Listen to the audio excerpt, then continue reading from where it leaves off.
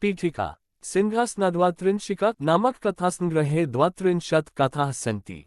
अस्य ग्रन्थस्य कर्ता वरुचिर्नामा कश्चित् कविरिति श्रूयते। परेषाम्पि रक्ष जीवितम् इति शिरोनामाङ्किते अस्मिन् पाठ्यभागे विक्रमादित्यस्य परदुःखस्पन्दनगुणः हृदेन्मरीत्या निरूपितो वर्तते। अस्य कथा परोपकाराय शरीरलाभः इति नीता बोध्यति। कस्यापि जनतो हिंसा न कार्या इति सन्देशः अत्र सुस्पष्टः वर्तते। अद्भोजे समाचनिक्रम्यमाने सिंहासने पुत्तलिका अन्या कथयति भो राजन्। विक्रमे राज्यं शासति भूमण्डले पिशुनः तस्करः पापकर्मनिरतश्च नासीत्। अन्यच्च यस्य राज्ञः सदा राज्यभारचिन्ता बलवद्वैरिवेजे चिन्ता च अस्ति स रात्रौ निद्रामपि नाधिगच्छति। उक्तञ्च चिन्तातुराणा न सुख न निद्रा इति। अविक्रमादित्यो राजा तथाविधो न भवति। सर्वान् अर्थिभुभुजः स्वपादपद्माश्रितान् विधाय आज्ञाप्रदानेन राज्यं करोति। एकदा स राज्यभार मन्त्रिषु निधाय स्वयं योगिवेशेन देशान्तर्निर्गतः।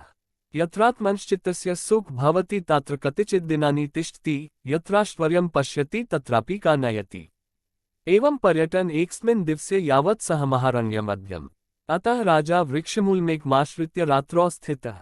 तस्य वृक्षस्योपरि वृद्धः चिरञ्जीवी नामा कश्चित् पक्षिराज आसीत्।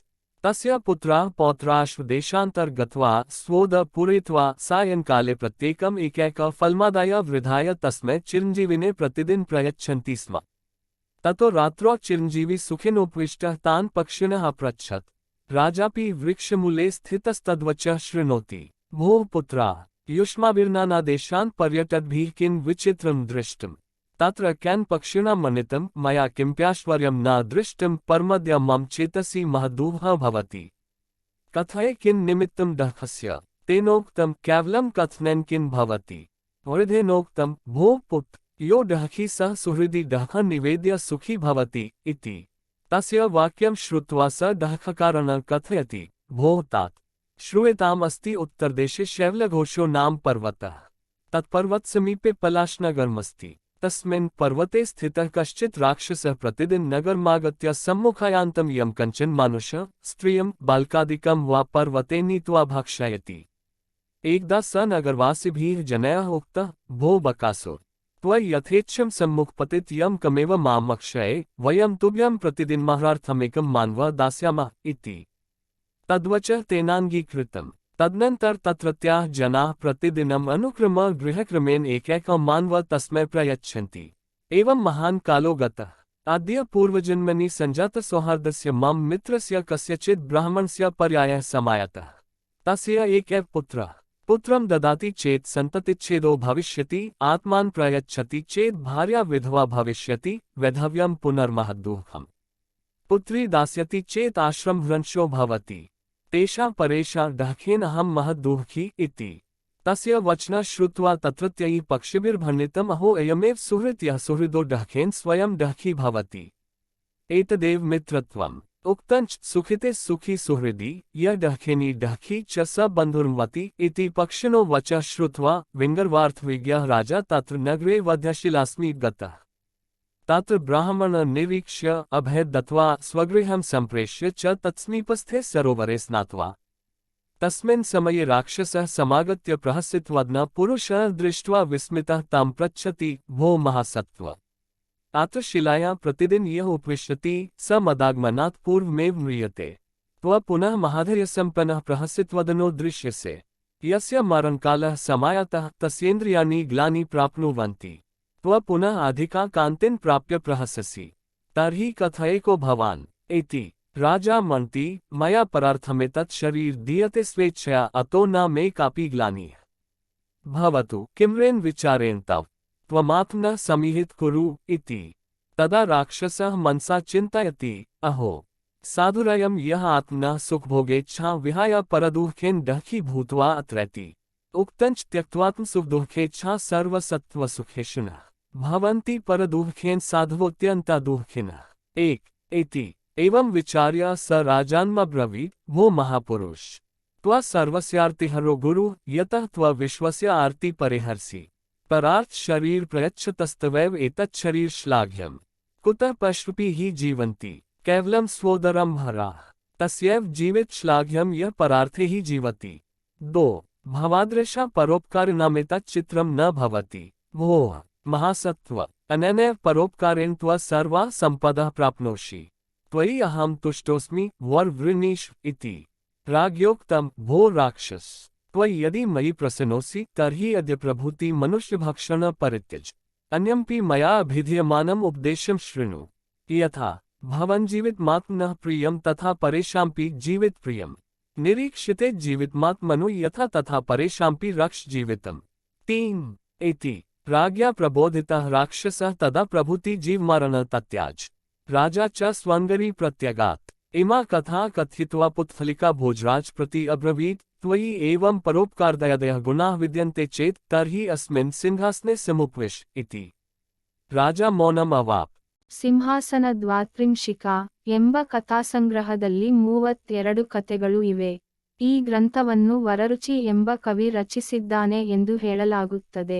ಇತರರ ಜೀವನವನ್ನು ರಕ್ಷಿಸು ಎಂಬ ಶೀರ್ಷಿಕೆಯ ಈ ಪಾಠದಲ್ಲಿ ವಿಕ್ರಮಾದಿತ್ಯನ ಇತರರ ದುಃಖವನ್ನು ಅರಿತು ಸಹಾಯ ಮಾಡುವ ಗುಣವನ್ನು ಹೃದಯಕ್ಕೆ ತಾಕುವ ರೀತಿಯಲ್ಲಿ ವಿವರಿಸಲಾಗಿದೆ. ಈ ಕತೆ ಇತರರ ಉಪಕಾರಕ್ಕಾಗಿ ಈ ದೇಹವನ್ನು ಪಡೆದಿದ್ದೇವೆ ಎಂಬ ನೀತಿಯನ್ನು ತಿಳಿಸುತ್ತದೆ. ಯಾವ ಜೀವಿಗೂ ಹಾನಿ ಮಾಡಬಾರದು ಎಂಬ ಸಂದೇಶ ಇಲ್ಲಿ ಸ್ಪಷ್ಟವಾಗಿ ಹೇಳಲಾಗಿದೆ.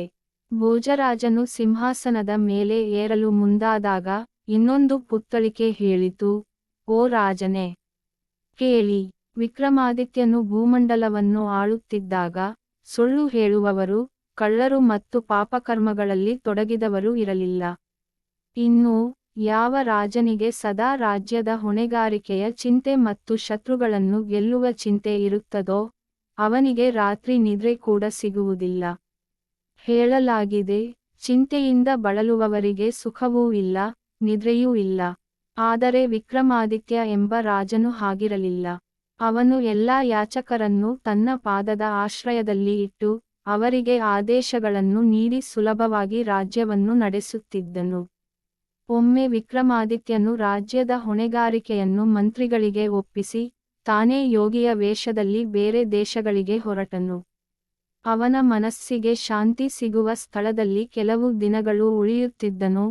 ಯಾವ ಸ್ಥಳದಲ್ಲಿ ಐಶ್ವರ್ಯ ಕಾಣುತ್ತದೆಯೋ ಅಲ್ಲಿ ಕೂಡ ಸ್ವಲ್ಪ ಕಾಲ ಕಳೆದನು. ಹೀಗೆ ಸಂಚರಿಸುತ್ತಾ ಒಂದು ದಿನ ದೊಡ್ಡ ಕಾಡಿನ ಮಧ್ಯಕ್ಕೆ ಪ್ರವೇಶಿಸಿದನು. ಆಗ ಸೂರ್ಯ ಅಸ್ತಂಗತವಾಯಿತು. ಆದ್ದರಿಂದ ರಾಜನು ಒಂದು ಮರದ ಕೆಳಗೆ ಆಶ್ರಯ ಪಡೆದು ಆ ರಾತ್ರಿ ಅಲ್ಲೇ ಉಳಿದನು. ಆ ಮರದ ಮೇಲೆ ಚಿರಂಜೀವಿ ಎಂಬ ಹೆಸರಿನ ವೃದ್ಧ ಪಕ್ಷಿರಾಜ ಇದ್ದನು. ಅವನ ಮಕ್ಕಳು ಮತ್ತು ಮೊಮ್ಮಕ್ಕಳು ಬೇರೆ ದೇಶಗಳಿಗೆ ಹೋಗಿ ತಮ್ಮ ಹೊಟ್ಟೆ ತುಂಬಿಸಿಕೊಂಡು ಸಾಯಂಕಾಲದಲ್ಲಿ ಪ್ರತಿಯೊಬ್ಬರೂ ಒಂದೊಂದು ಹಣ್ಣು ತಂದು ಆ ವೃದ್ಧ ಚಿರಂಜೀವಿಗೆ ಪ್ರತಿದಿನ ಕೊಡುತ್ತಿದ್ದರು. ಆ ರಾತ್ರಿ ಚಿರಂಜೀವಿ ಸಂತೋಷವಾಗಿ ಕುಳಿತು ತನ್ನ ಮಕ್ಕಳನ್ನು ಕೇಳಿದನು. ರಾಜನು ಕೂಡ ಮರದ ಕೆಳಗೆ ನಿಂತು ಅವರ ಮಾತುಗಳನ್ನು ಕೇಳುತ್ತಿದ್ದನು. ಓ ಮಕ್ಕಳೇ, ನೀವು ಅನೇಕ ದೇಶಗಳನ್ನು ಸುತ್ತಿ ಬಂದಿದ್ದೀರಿ, ಏನಾದರೂ ವಿಚಿತ್ರವಾದುದು ನೋಡಿದಿರಾ ಎಂದು ಕೇಳಿದನು. ಅಲ್ಲಿ ಒಬ್ಬ ಪಕ್ಷಿ ಹೇಳಿತು, ನಾನು ಯಾವುದೇ ವಿಶೇಷವಾದುದನ್ನು ನೋಡಲಿಲ್ಲ, ಆದರೆ ಇಂದು ನನ್ನ ಮನಸ್ಸಿನಲ್ಲಿ ತುಂಬಾ ದುಃಖ ಇದೆ. ಚಿರಂಜೀವಿ ಕೇಳಿದನು, ಆ ದುಃಖಕ್ಕೆ ಕಾರಣವೇನು? ಹೇಳು. ಆ ಪಕ್ಷಿ ಹೇಳಿತು, ಹೇಳುವುದರಿಂದ ಏನು ಪ್ರಯೋಜನ?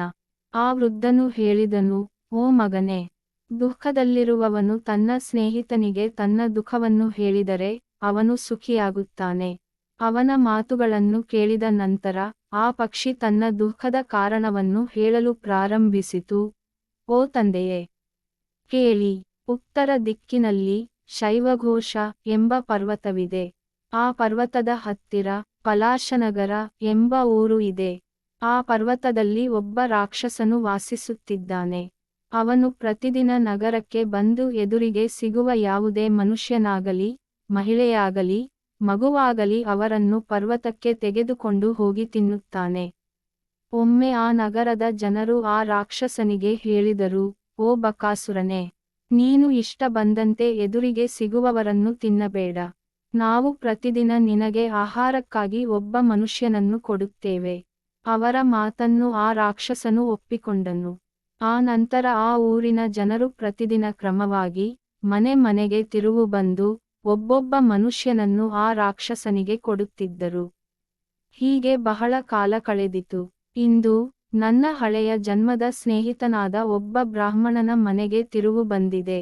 ಅವನಿಗೆ ಒಬ್ಬನೇ ಮಗನಿದ್ದಾನೆ. ಅವನು ಮಗನನ್ನು ಕೊಟ್ಟರೆ ತನ್ನ ವಂಶವೇ ನಾಶವಾಗುತ್ತದೆ. ತಾನೇ ಹೋದರೆ ಅವನ ಹೆಂಡತಿ ವಿಧವೆಯಾಗುತ್ತಾಳೆ ಮತ್ತು ವಿಧವೆಯ ಜೀವನವು ತುಂಬಾ ದುಃಖಕರ. ಮಗಳನ್ನು ಕೊಟ್ಟರೆ ಧರ್ಮದ ಮಾರ್ಗವೇ ಭಂಗವಾಗುತ್ತದೆ.